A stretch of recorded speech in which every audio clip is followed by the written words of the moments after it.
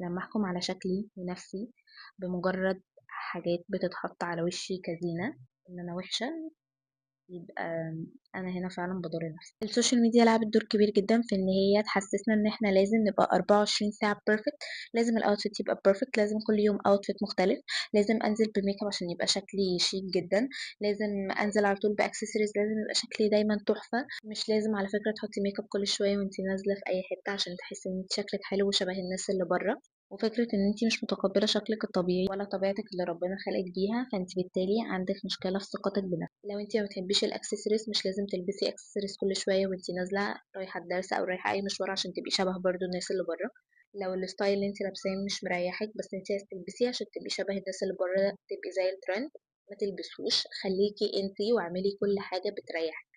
اي حاجة بعد كده تولع. السوشيال ميديا لعبت دور كبير جدا في ان هي تحسسنا ان احنا لازم نبقى 24 ساعة بيرفكت، لازم الاوتفيت يبقى بيرفكت، لازم كل يوم اوتفيت مختلف، لازم انزل بميك اب عشان يبقى شكلي شيك جدا، لازم انزل على طول باكسسوارز، لازم يبقى شكلي دايما تحفة، ولازم كل سنة اجيب لبس جديد، وكل شهر اعمل اوردر جديد من شي ان، ولازم كل ما انزل البس اوتفيت مختلف، لازم بيتي يبقى كله مودرن ويبقى كله فيه اماكن تصوير حلوة جدا، لازم خروجاتي تبقى في اماكن واو واروح كافيهات واو وغالية واماكن تحفة. عادي جدا ان انا انزل كل يوم بنفس الاوتفيت، عادي ان انا اروح كل حصة لابسة هو الاوتفيت.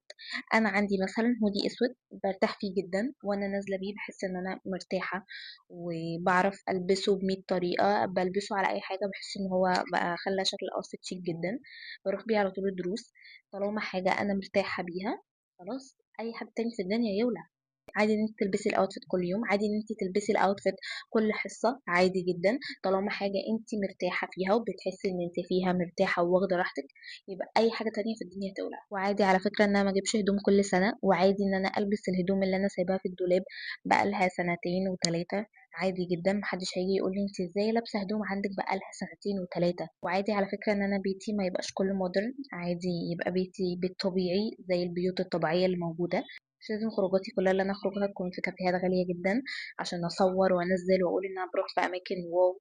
انا هنا مش جايه اقول لك ان انت تبطلي ميك اب وان الميك اب وحش وان انت لازم تبطليه، مش جايه اقول لك ان انت تبطلي ان انت تحطي نيلز ولا ان انت تبطلي تهتمي بنفسك، ولكن جايه اقول لك لما تبداي ان انت ما تتقبليش شكلك الطبيعي يبقى هنا في مشكله ولازم نواجهها. ما تحاوليش تداري ورا شويه حاجات عشان تحسي ان انت مقبوله، عشان تحسي ان انت شكلك جميل وواو، عشان تظهري ده للناس بس، وبتنسي ان انت كده بتدمري ثقتك في نفسك وبتدمري تصالحك مع نفسك. حبي نفسك من غير اي اضافات، من غير ميك اب، من غير فلاتر، من غير اوتفيت كل شويه مختلف، من غير اكسسوارز.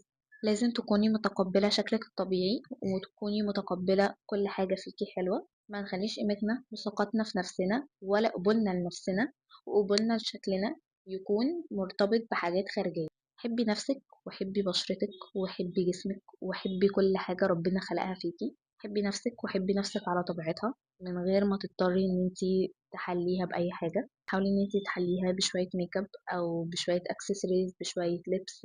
ما تحاوليش ان انتي تداري طبيعتك وجمالك الحقيقي. اتمنى ان انا اكون افدت اي بنت اتفرجت على الفيديو ده.